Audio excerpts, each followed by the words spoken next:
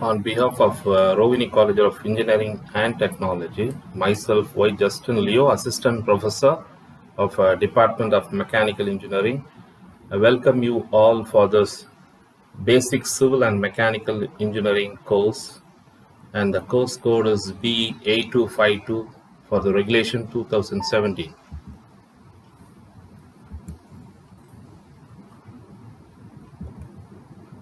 So here in this video session, we'll be studying refrigeration and air conditioning of Unit 5. So in that, we will be studying about the introduction to refrigeration. So refrigeration and air conditioning, it is the 5th unit, and we are here to study about the introduction to refrigeration. So before going in depth, we'll just go through the syllabus of 5th unit. And the objectives of studying the 5th unit of Basic Civil and Mechanical Engineering is to enable the students to distinguish the components and working principle of power plant units and internal combustion engines and refrigeration and air conditioning systems. So here in the Unit 5, that is refrigeration and air conditioning system, the syllabus or the terminology of refrigeration and air conditioning, a principle of vapor compression and absorption system, and the students will be studying about the layout of typical domestic refrigerator, window and split type of room air conditioner. So these are all the reference books and textbooks for the Basic Civil and Mechanical Engineering course. And these are all the outcomes. So what would be the outcomes for the student after completing the Basic Civil and Mechanical Engineering course? So on completion of this course, Basic Civil and Mechanical Engineering, the students will be able to explain the basic concepts of civil and mechanical engineering from Unit 1, and they will be able to select the materials and measurement techniques used in civil engineering and from Unit 3, and upon completion of the course, the students will be able to summarize the fundamental building components and civil engineering structures from the Unit 3, and from Unit 4, they will be able to illustrate various IC engines and power plant systems and subsystems with layout, and from Unit 5, the students will be able to experiment with the typical domestic refrigerator and different types of room air conditioner. So what is refrigeration? See, refrigeration is nothing but it is a process of providing and maintaining a temperature which is well below that of the atmospheric temperature. And you can say it in another word, refrigeration is nothing but the process of cooling substances. So refrigerators and heat pumps. So if the main purpose of a machine is to cool some object, and that machine is named as a refrigerator. And if the main purpose of a machine is to heat a medium which would be warmer than the surrounding, that machine is termed as a heat pump. So this is the definition for refrigerators and heat pumps. So refrigerator and heat pump. So here you have the warmer space, and from the heat pump, okay, so there's a heat pump and the work input is here. So in the previous definition, so the heat pump, the purpose of a machine is to heat a medium which is warmer than the surroundings. Okay, the machine is termed as heat pump. So here in the first, the above line, you have a heat pump and you have a warmer space, and the work input is given, and the heat pump. So what is the purpose of a heat pump? It is to heat a medium which is warmer than the surrounding.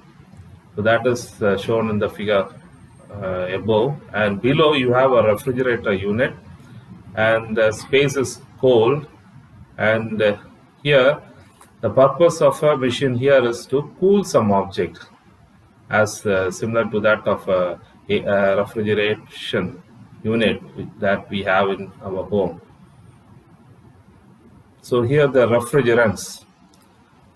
So any substance that can absorb heat through expansion and vaporization process, and that losses heat condensation is a refrigeration process, is called as a refrigerant. So here are some examples of refrigerants like air, ammonia, carbon dioxide, sulfur dioxide, freon, methyl chloride, methylene chloride. So these are all the refrigerant that is used in a refrigeration unit for cooling purpose. So classification of refrigerants. Normally, the refrigerants are classified as primary refrigerants and secondary refrigerant. So what is a primary refrigerant? And this primary refrigerants are nothing but working medium that can be used for cooling the substances by absorption of the latent heat, and hence the substances gets cooled. So example of primary refrigerants are ammonia, carbon dioxide, sulfur dioxide, freon 12, etc. And coming to the secondary refrigerants, these refrigerants are substances that already cooled by primary refrigerant, and then they are employed for cooling purposes. Example, ice, solid carbon dioxide. So these refrigerants cool the substance. How? By absorption of the sensible heat. So types of refrigerators, you have ice refrigerators, air refrigerators, and vapor refrigerators. So what do you mean by ice refrigerators? So ice is kept in the cabinet of a refrigerator, and this acts as a refrigerating means. And air refrigerator, here air is used as a working agent, and for example Bell column cycle. So vapor refrigerators, so here the working agents employed in this type of refrigerators are ammonia, carbon dioxide, sulfur dioxide, and freons, etc. So dry ice refrigeration, so this is a diagram which shows a frozen food package inside, and which is held inside the frozen food cabinet, and you have this dry ice placed in between this frozen food package, and you have an insulation beneath the frozen food cabinet. So this is a dry ice refrigeration. So dry ice is nothing but is a solid carbon dioxide. So it may be pressed into various sizes and shapes, blocks or slabs. This is because it absorbs heat. It changes directly from solid to vapor, and it does not go through the liquid state. So this change from solid to vapor is called sublimation. So at an atmospheric pressure, and the solid carbon dioxide would vaporize at minus 109 degree Fahrenheit, that is minus 78 degrees Celsius. And carbon dioxide, as it changes to vapor, keeps the food frozen.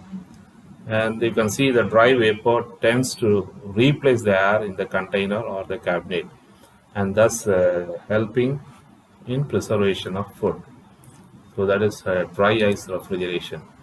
So coming to the applications of refrigeration in chemical industries, normally for separating and liquefying the gases, these refrigerations are being used. And for storing ice in manufacturing, this refrigeration is used. And for food items preservation in cold storage, you can have this refrigeration unit. And for water cooling, you can have this refrigeration unit. And for controlling humidity of air, manufacture and heat treatment of steels, these refrigerations are applied. And for chilling the oil, in order to remove the wax in refineries, oil refineries, you can this refrigeration is applicable. And preservation of tablets, medicines in paramedical industries, refrigerations are used. And in order to preserve the blood tissues, you can use this refrigeration. And for comfort air conditioning, hospitals, theaters, malls, etc., you can have this refrigeration unit. So coming to the properties of refrigeration, good refrigerant is the one which has high latent heat of vaporization, and it should have low freezing point as well as a low boiling point, and it should be non-toxic, non-corrosiveness, non-flammable, and non-explosive.